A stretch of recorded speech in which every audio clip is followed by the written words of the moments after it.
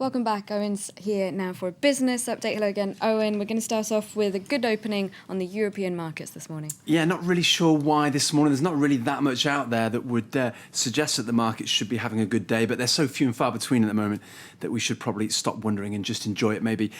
All the European markets up around 1%. There are one or two results out. I'll give you those in just a moment. Those are the European numbers just after the opening bell. The Asian markets as well, a little bit more of a mixed picture. The Shanghai Composite really driving things today. Lots of concern that the Chinese economy is going to come down to earth with a bump this year. It doesn't appear to be happening just now, though. And that's largely because the Chinese recorded another big trade surplus in December, $16 billion. That was double the forecast and suggests that perhaps the Chinese economy isn't quite ready to cool down as we first thought just yet. So the Shanghai Composite trading at just under, just under 3%. And proof, if you need it, that when times are hard, Christmas pudding comes before winter woolies, at least if you shop at Marks and Spencer. You can always count on M&S to shift those Christmas puddings at Christmas. And so it's proved their sales update for the fourth quarter. That includes the Christmas period. Again, a mixed picture. Total UK sales up nearly 2%. But interesting to note that general merchandise, that's clothes, as Claire was saying, those winter woolies, are down nearly 1%. And yet food was up by 4.5%. Which suggests that, it tells you that customers really are stocking up on food rather than clothes and other goods. I'll mention Philips as well, the Dutch electronics giant. You can see there, not a good Christmas period. Fourth quarter profits down 45% to around 500 million euros, blaming, as you'd expect, difficult trading conditions in the Eurozone right now. Moving on now to ongoing fears about Greece, 3 months away from a possible crash, or at least that's what the government's saying. That's right, they said that last week, and that's definitely on the minds of these Eurozone leaders, particularly Messrs Sarkozy and Merkel, who met in Berlin for their first bilateral summit on Monday. Lots of talk going into that, and indeed during that summit, about a financial transaction tax led by President Sarkozy. But the big residual fear, of course, remains Greece, a country, as Claire says, has admitted it could be 3 months away from crashing out of the euro and even leaving the EU altogether. Angela Merkel was at pains to try and reiterate that Greece needs that second 130 billion euro bailout if it's to stand any chance of weathering 2012. Here's Angela Merkel. The voluntary debt restructuring of Greece must be pushed forward, and, in our opinion, the second Greek rescue package, including the restructuring, must be quickly realized. Otherwise, it will not be possible to pay the next tranche to Greece, which we need to be able to do. We want Greece to stay in the Eurozone. Chancellor Angela Merkel there talking about voluntary write-downs on Greek debt. Let's get a few more of the day's business headlines for you now. Japanese camera maker Olympus is suing board members and its own president as part of a $50 million lawsuit aimed at recovering losses into the false accounting scandal. But the firm has confirmed that those named in the litigation will nevertheless remain with the company until April at least. Olympus is attempting to draw a line under losses of nearly $2 billion that were covered up during a series of badly managed deals stretching back over the last 20 years.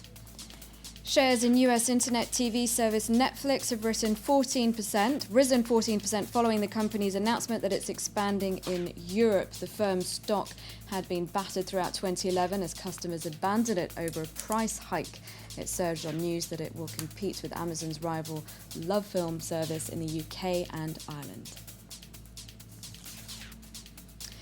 Next, the sunken ferry company that's still causing waves, the Sea France saga, looks set to cause new problems. That's right. This company was wound up officially by a court in Paris on Monday. This is Sea France, the cross-channel ferry operator, trying with an 11th hour bid to try and turn itself into a workers' cooperative using redundancy money that those employees, 800 or so, would have got. They will now get that redundancy money because the firm has been ordered to be liquidated by a Parisian court. There was talk going into that, as I say, of trying to turn it into a workers' cooperative. The court dismissed that bid. It's caused a bit of a rift as well because Eurotunnel, the cross-channel rail operator, or under-the-channel rail operator, wanted to take on the fleet belonging to Seaferry. P&O, though, a rival service, has said that will breach EU competition rules, so kicking up a bit of a fuss. It may well be played out in Brussels. They are likely to have the last word on that whole competition affair.